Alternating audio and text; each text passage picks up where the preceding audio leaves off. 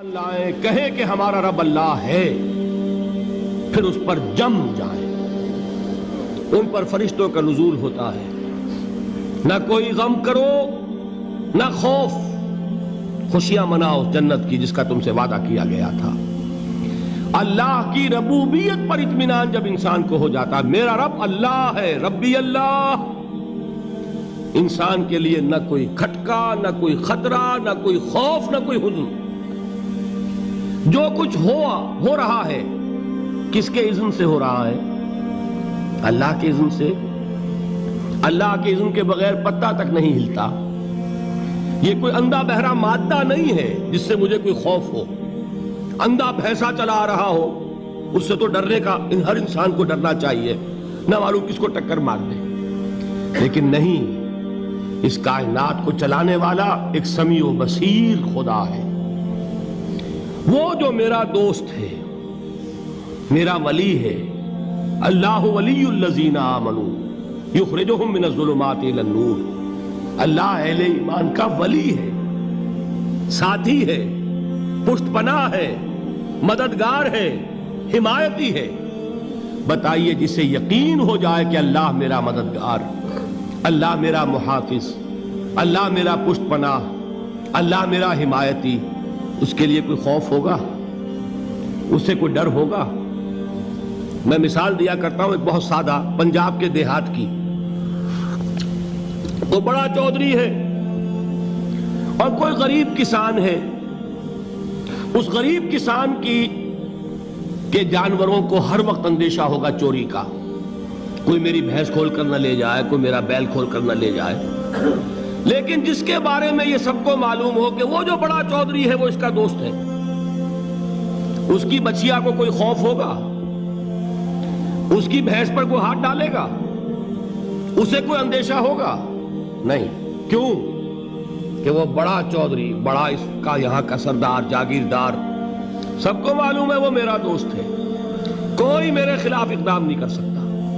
اس دنیا میں یہ چھوٹی سی بات اگر آپ کے دلی اطمینان اور سکون کا باعث بن سکتی ہے تو ذرا تصور کیجئے۔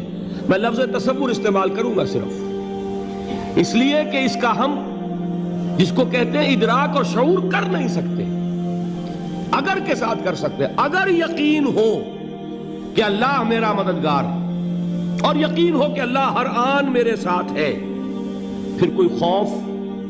کس کا خوف؟ کوئی شے اللہ سے بالا تر ہے؟ کوئی قوت اس سے زیادہ طاقتور ہے؟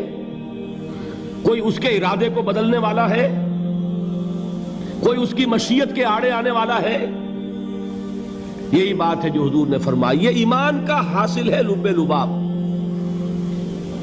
کہ دیکھو اچھی طرح اس بات کو ذہن نشین کر لو، اگر تمام انسان مل کر تمہیں کوئی نقصان پہنچانا چاہے نہیں پہنچا سکتے مگر جو کچھ اللہ نے لکھ دیا ہو، اور تمام انسان مل کر تمہیں کوئی نفع پہنچانا چاہے نہیں پہنچا سکتے مگر وہ شے جو اللہ نے طے کر دی۔ آپ پھر میں کہوں گا ذرا طاری کیجئے، اسے فرض کیجئے، اسے سوچئے۔ اگر اس حدیث پر ہمارا دل ٹھکا ہوا ہو تو کسی سے ڈر ہوگا؟ یہ مجھے نقصان نہ پہنچا دے، یہ میری رپورٹ خراب نہ کر دے، یہ میری انکریمنٹ نہ رکوا دے، یہ میرا یہ نہ بگاڑ دے، یہ میرے یہ نقصان نہ پہنچا دے۔ اس کا ڈر، اس کا ڈر، اس کا خوف، اس کی خوشامد، اس کے لیے جا کر طرح طرح سے اپنی عزت نفس کو ذلیل کروانا اس کے سامنے، یہ سب کچھ کیوں کرتا ہے انسان؟ جب سمجھتا ہے کہ اس کے ہاتھ میں میرا کوئی نفع ہے، اس کے ہاتھ میں میرے لیے کوئی ضرر ہے، یہ مجھے کوئی غضب پہنچا سکتا ہے، یہ مجھے کوئی نقصان پہنچا سکتا ہے، یہ میرا کوئی کام بنا سکتا ہے، یہ میری کوئی ضرورت پوری کر سکتا ہے، اسی کا نام شرک ہے۔ جہاں آپ نے یہ سمجھا کہ غیر اللہ کے اندر کوئی طاقت موجود ہے وہی شرک ہے۔ بتوں سے تجھ کو امیدیں، خدا سے نومیدی، مجھے بتا تو صحیح اور کافری کیا ہے؟ شرک تو یہ ہے۔ جس پر بھی تمہیں یہ خیال ہے، کلمہ ہے یہ کلمہ سوم، لا حول ولا قوت الا باللہ، ذرا اس پر دل کو کبھی اگر آپ تصور کریں، پھر فرض کریں، دل ٹھک جائے اس پر، کوئی طاقت نہیں۔ یہی بات تھی جو شیخ عبد القادر جیلانی رحمۃ اللہ علیہ نے اپنی وصیت میں اپنے بچے سے کہی. 11ویں دینے والے ہیں، لیکن حضرت شیخ عبد القادر جیلانی کی وصیت اور تعلیمات کو کتنے لوگ ہیں تم جانتے ہو؟ یہ جن مقامات تک پہنچے ہیں وہ کس چیز کی بدولت پہنچے ہیں؟ انہوں نے جو پیغام دیا وہ کیا تھا؟ اے میرے بچے، جس طریقے سے قرآن مجید میں حضرت لقمان کی نصیحتیں جو ہے نقل کر دی گئی ہیں، میں یہ عرض کروں گا بالفرض اگر قرآن حضرت عبد القادر جیلانی کے بعد نازل ہوا ہوتا تو شیخ عبد القادر کی یہ نصیحتیں بھی قرآن میں درج ہوتی. اتنی اونچی نصیحتیں ہیں. اے میرے بچے، اس حقیقت کو ذہن نشین کر لے، لا فاعل فی الحقیقت ولا مؤثر الا اللہ. اس کائنات میں نہ کوئی فاعل حقیقی ہے نہ مؤثر حقیقی ہے سوائے اللہ کے. کسی شے میں کوئی تاثیر نہیں اگر اللہ نہ چاہے. آگ جلا نہیں سکتی اگر اللہ نہ چاہے. پانی ڈبو نہیں سکتا اگر اللہ نہ چاہے. زہر ہلاک نہیں کر سکتا اگر اللہ نہ چاہے. کوئی چیز فائدہ نہیں پہنچا سکتی اگر اللہ نہ چاہے. تو در در پہ کیوں سر جھکاتے ہو؟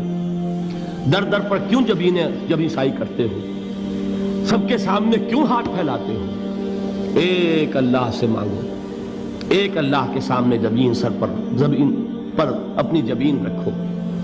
لا فاعل فی الحقیقت ولا مؤثر الا اللہ. نظر آتا ہے ہمیں کہ پانی پیاس بجھا دیتا ہے. پیاس بجھانے کی صلاحیت پانی میں نہیں ہے، اللہ کے اذن سے. کھانا بھوک مٹا دیتا ہے. بھوک مٹانے کی صلاحیت کھانے میں نہیں ہے، اذن رب میں. دیکھیے یہی یقین تھا.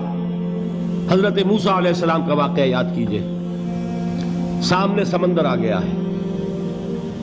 قوم دیکھتی ہے پیچھے کہ گرد و غبار کا طوفان ہے. معلوم ہوا کہ فرعون اپنے لشکر سمیت آ گیا ہے. لشکر جب چلتا تھا تیز رفتاری کے ساتھ تو گرد و غبار کا جو طوفان اٹھتا تھا اس کا تصور کیجئے. اور لمحہ بلمحہ وہ قریب آ رہا ہے. پوری قوم نے کیا کہا؟ اے موسیٰ انا لمدرکون. اے موسیٰ ہم کو پکڑے گئے. قرآن مجید میں تو یہاں وہ باتیں نہیں لکھی ہے، لیکن تورات میں یہ درج ہے کہ بنی اسرائیل جھگڑنے لگے، دست و گریبان ہو گئے موسیٰ کے ساتھ. موسیٰ ہمیں یہاں مروایا لا کر، اس سے تو ہم ہی بہتر تھے. وہاں کھانے کو ملتا تھا، زندگی تو تھی. بیگار ہم کر رہے تھے، موت تو نہیں تھی. اب جو کچھ ہوگا اس کا تصور کرو، جس طریقے سے ہمارے ٹکڑے اڑائے جائیں گے. تو لڑ رہے ہیں حضرت موسیٰ علیہ السلام سے. یہ تورات کی تفصیل ہے. قرآن میں صرف اتنا آیا ہے، پریشان ہو کر انہوں نے کہا انا لمدرکون. موسیٰ ہم تو پکڑے گئے. اس وقت موسیٰ کا جواب کیا ہے؟ کلا ان معی ربی سیہدین. نہیں، میرے ساتھ میرا رب ہے، وہ راستہ دے گا. بتائیے کہاں راستہ نظر آ رہا ہے؟ یہ ہے ایمان بالغیب. راستہ نظر نہ آئے تب اللہ پر یقین ایمان ہے. جیب میں پیسے ہوں اور تب دل کو اطمینان ہے تو ایمان کس پر ہوا؟ پیسے پر، اللہ پر نہیں. جب وسائل و ذرائع نہ ہو اور پھر یقین ہو کہ اللہ مسبب الاسباب ہے، وہ اسباب کا پابند نہیں ہے، وہ اسباب کا محتاج نہیں ہے، اسباب اس کے محتاج ہے. اگر یہ یقین ہے تو اللہ پر ایمان ہے. یہ نہیں ہے تو تمہارا ایمان اسباب پر ہے، وسائل پر ہے، ذرائع پر ہے، مادیات پر ہے، اللہ پر نہیں. اس وقت کہاں راستہ تھا؟ کوئی راستہ تھا؟ سمندر ہے اور ادھر سے لشکر آ گیا ہے. کلا ان معی ربی سیہدین. اب دیکھیے ایمان کہہ دینا آسان ہے، ہوا معکم اینما کنتم. جہاں کہیں بھی تم ہوتے ہو اللہ تمہارے ساتھ ہوتا ہے. لیکن اس کا یقین قائم ہو جائے تو زمین و آسمان کا فرق واقع ہو جائے.